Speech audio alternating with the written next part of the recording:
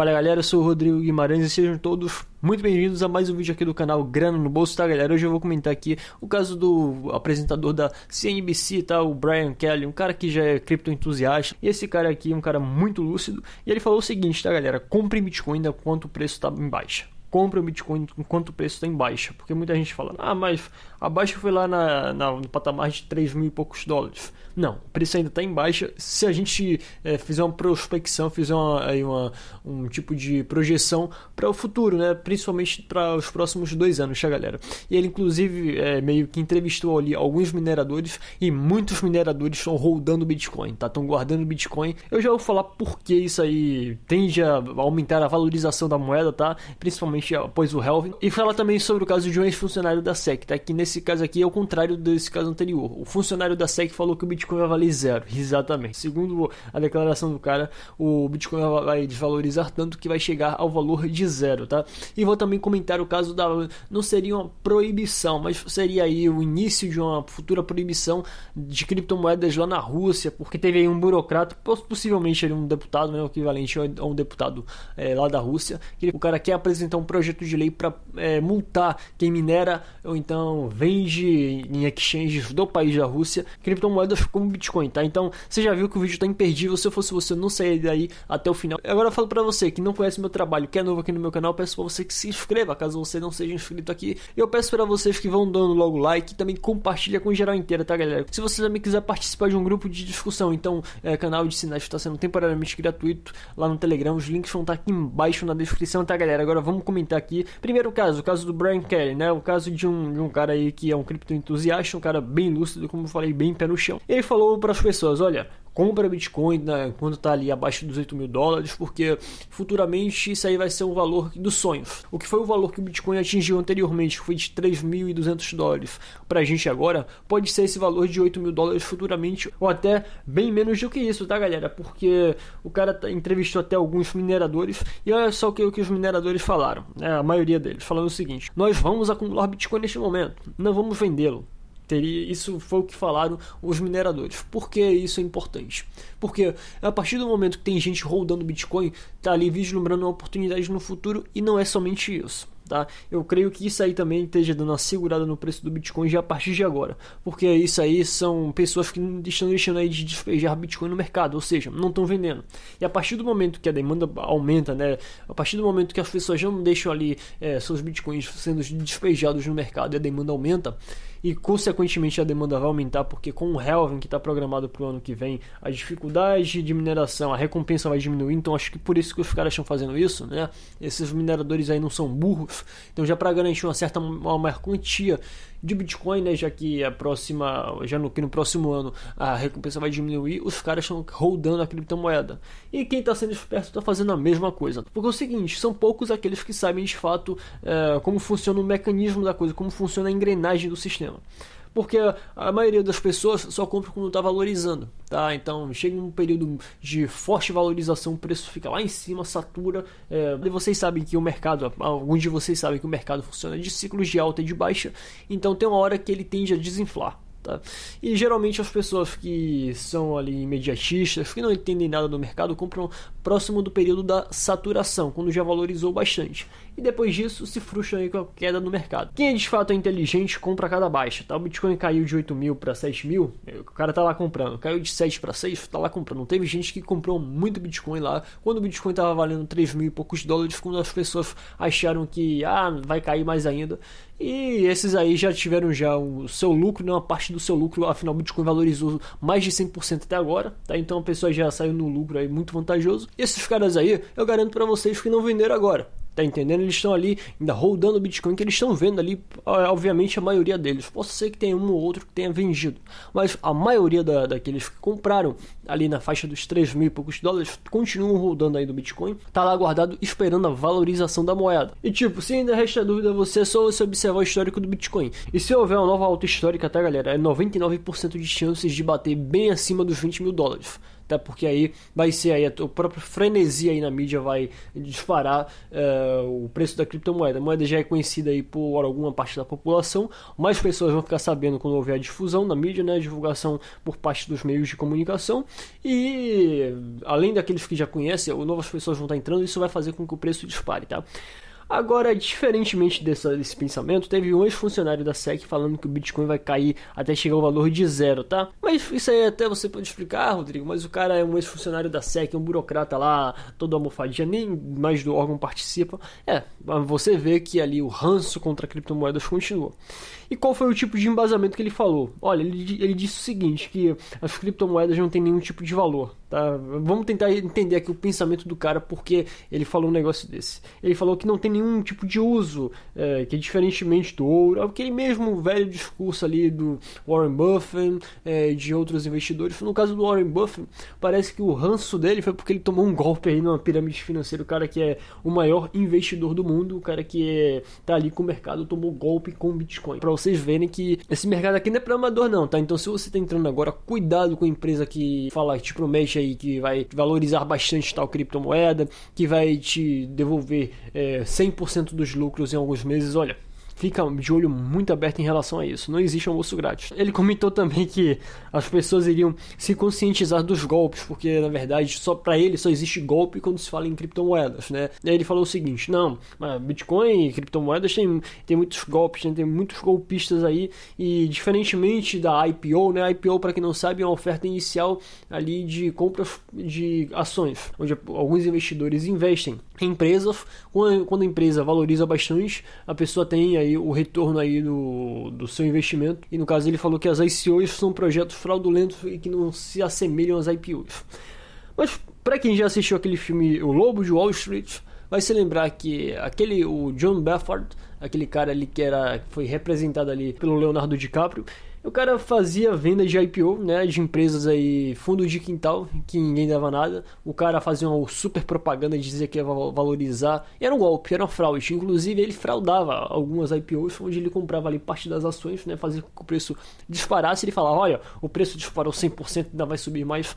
Acabava aí adquirindo a confiança das pessoas, mais entrada de mais pessoas. E ali, quando o negócio atingia um certo topo, ele vendia todas as ações. E aí o cara sairia vitorioso, ganhando a comissão das pessoas que entraram na empresa, e ainda vendendo as ações, saindo muito lucrativo ali com a venda das ações, e aí consequentemente o preço ia lá para baixo. Venda de IPO, tá? Então era um processo de IPO. Então como é que não existe fraude também no mercado tradicional, tá?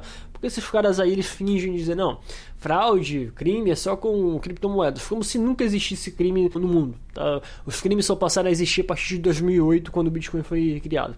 Olha, me poupe, tá? E aí ele chega a falar o seguinte, tá, galera? Olha só, vou até ler a frase que ele falou. Em um momento você estará olhando para $8.000 por moeda, depois as transações globais serão suspensas. As pessoas vão deixar de fazer transação com Bitcoin, né? Mas continuando o que ele falou aqui. O verdadeiro valor do Bitcoin é 0. Quando estiver tudo parado, acabará. Conforme um sistema como esse começa a se mover para fora da legalidade que permite que ele funcione. Ou seja, para o cara aqui, e não é o caso, tá? Porque é o seguinte, existem muitos sistemas ilegais que funcionam melhores até do que os legais. Mas vamos dizer aqui que o Bitcoin fosse ilegal, tá? Que não fosse legal. É liberado na maioria dos países do mundo e até agora, né, não existe nenhuma lei criminalizando o Bitcoin nos países mais importantes, tá? Mas é o seguinte, vamos considerar que o Bitcoin fosse ilegal. Existem muitas coisas ilegais que são bem lucrativas, a galera, funcionam até melhores que coisas legais. E não estou fazendo nenhum tipo de endosso a qualquer tipo de coisas ilegais, tá? Só estou falando a realidade. Tem coisas ilegais que geram muito lucro. Exemplo, quando o mercado de bebidas foi proibido nos Estados Unidos, acabou sendo bem lucrativo, bem mais lucrativo do que quando não era proibido. O preço era muito mais alto, tá entendendo? Então, às vezes, o Estado, ao tentar proibir determinada coisa, né? Falo bebida, mas pode ser bebida, pode ser criptomoeda, pode ser drogas, acaba aumentando o comércio e aumentando os lucros daqueles que vendem, né? Então, quebrando até a afirmação desse cara aqui da SEC, coisas ilegais não são ali não lucrativas, pelo contrário, tende a ser até um pouco mais lucrativas. Esse babaca aqui, tá? Porque isso é a opinião de um babaca. Porque o cara ele sabe que as criptomoedas são revolucionárias, o cara ele trabalhou para um órgão, ele sabe como é que as coisas funcionam, tá? Ele tem ali raivinha, tem birra do Bitcoin. Mas esse babaca aqui parece até a opinião de um professor da USP, especialista em economia, que há 6 anos atrás falava que o Bitcoin não era nada, não tinha valor intrínseco, que com pouco tempo ia morrer. Isso naquela época que o Bitcoin valia bem menos do que hoje. Então tanto esse professor quanto os alunos desse professor devem se sentir envergonhados, no caso dos alunos, vergonha alheia por aquele cara ter falado uma baboseira daquela em rede nacional, e parece que esse ex-funcionário da SEC aí tá seguindo o mesmo caminho dele, e futuramente ele vai ser aí ridicularizado pelas pessoas quando o Bitcoin chegar a se valorizar bastante, tá galera? Pois bem, temos também a outra notícia falando aqui sobre não diria proibição, mas uma restrição. A palavra mais correta é restrição do Bitcoin na Rússia, porque parece que teve um legislador lá, né, possivelmente um cargo equivalente a deputado aqui no Brasil, onde o cara quer propor um projeto de lei em que se multe as pessoas, né? Obviamente não vai haver prisão, não vai ser algo tão catastrófico quanto na Índia, né, e também vai ser algo mais suave, pelo menos até agora aqui na China, em que as pessoas que minerarem criptomoedas na Rússia, ou então pessoas que comprarem Bitcoin ou outras criptomoedas em exchange russa, então não pode existir exchange russa. Se o cara quiser empreender, montar uma empresa ali, mesmo dentro de toda a legalidade, fazendo tudo certinho, pagando até os impostos, não pode, tá? E quem também quiser comprar e adquirir criptomoedas não pode comprar em exchange da Rússia, tá? Até o momento parece que o projeto do cara aqui permite que a pessoa compre aí criptomoedas em exchanges estrangeiras, tá? Mas na Rússia não, tá? Inclusive o cara tá sendo até burro, porque isso aí promove até a fuga de capital. Fuga de capital da Rússia, que já está passando aí, o país está passando aí por um sério problema aí há alguns anos de crise econômica, tá? Inclusive houve a desvalorização ali do rublo, que é a moeda russa, então, olha, esse deputado aí está entregando ali de bandeja ali capital para outros países. Olhando-se do ponto de vista ali do olhar do estatista que adora ali impostos, ele vai deixar de arrecadar impostos com funcionamentos de exchange. Então, olha, esse cara aí deve ser tão alienado, tão louco aí pela ideologia contra as criptomoedas que ele tá perdendo aí, fazendo o estado dele perca. Inclusive, tá galera, teve um projeto de lei que foi aprovado agora em maio desse ano, tá? Mas foi adiado aí a sua aplicação, teve aí muitas discussões, teve um órgão público da Rússia que falou que o projeto não era tão amplo assim, que deixava de fora ali regulamentação contra a prática ali de lavagem de dinheiro, como se lavagem de dinheiro fosse somente com criptomoedas, né? Mas enfim, deixando esse assunto de lado. A questão é o seguinte, esse projeto de lei até hoje não foi aplicado, tá? Assim, eu acho que qualquer tipo de projeto que regulamente Bitcoin não deve ser aplicado de qualquer maneira, tá? Mas o fato é o seguinte, que caso esse projeto que tenha sido aprovado esse ano não seja aplicado, vem um pior, tá? Então esse caso aqui é o jogo do menos pior. Tá? O projeto que foi aprovado pode ser danoso? Pode, mas se esse não for aplicado, vem outro que será pior ainda. E aí muitos perguntam, Rodrigo, mas essa onda aí de protecionismo, essa onda aí de proibição das criptomoedas está se expandindo muito na Ásia. Primeiro foi a China ali querendo de todas as formas proibir Bitcoin, a Rússia também teve seu período meio que deu uma pausa, depois veio a Índia proibindo totalmente criptomoedas, e agora volta a Rússia de novo querendo ensaiando ali algum passo para tentar restringir criptomoedas. Mas nesse caso aqui, tá galera, é um pouco diferente. China e Índia são países aí que têm uma população enorme, tá? Que estão crescendo bastante. A economia deles vão se tornar ali, respectivamente, as primeiras e segundas maiores economias do planeta. É um caso diferente. A Rússia tem muito menos população que esses dois países. A população da Rússia vai ficando a cada dia mais pobre, tá? O país, embora figure aí entre os mais ricos do planeta, caiu muito, né, desde a queda ali da União Soviética, então não representa um risco tão grave assim as criptomoedas. Obviamente que a proibição de um país a mais, de fato, implica aí um ponto negativo, né? Já é um fator a mais contra as criptomoedas, mas nesse caso aqui não é tão importante quanto China e Índia, tá? São coisas totalmente diferentes. Mas eu vou destacar até a fala aqui desse deputado, né, desse legislador. Ele falou o seguinte: observo que qualquer operação com criptomoedas que seja contrária à legislação russa será considerada ilegítima. Isso significa que a mineração, a organização da emissão, ou seja, se tiver algum tipo de empresa ali, algum tipo de empresa que queira criar uma própria criptomoeda lá na Rússia, não pode. Continuando aqui, a circulação, a criação de pontos de troca, quando a gente fala criação de pontos de troca, é exchange. Para essas ferramentas serão proibidas. Repetindo, essas ferramentas serão proibidas. A responsabilidade administrativa na forma de uma multa será incorrida por tais ações, ou seja, não vai haver prisão, mas vai ali haver uma aplicação de uma multa para quem infringir essas regras. Acreditamos que as criptomoedas criadas em blockchains abertos, como bitcoins, ethereum e outros, serão ferramentas ilegítimas. Essa fala aqui é muito perigosa, tá? Esse final de fala aqui, a gente não pode afirmar com total certeza, mas isso aqui indica uma proibição futura das criptomoedas, tá? E olha só, vocês sabem a forma aí, o modus operandi de agir dos legisladores, dos estatistas, né? Eles primeiro vão começando ali, quando eles veem que não pode aprovar de fato algum tipo de proibição, eles vão começando ali com a medida mais leve e vão aí aos poucos fazendo ali a graduação da proibição, até que se proíbe totalmente, tá? Então, isso aqui é uma medida muito perigosa. A gente está vendo aí na Índia. Tá? A Índia, há bom tempo atrás, já tem um processo já, restrição às criptomoedas, e aos poucos foi se proibindo tanta coisa que chegou até a proibição total de criptomoedas. Tá? Então você vê que é um processo gradativo. Tomara que isso não aconteça em outros países, tomara que também isso não aconteça aqui no Brasil, tá? Que já está tendo aí discussão aí na Câmara dos Deputados e Senadores, que se fala aí de regulamentação, embora tenha um deputado aí falando que será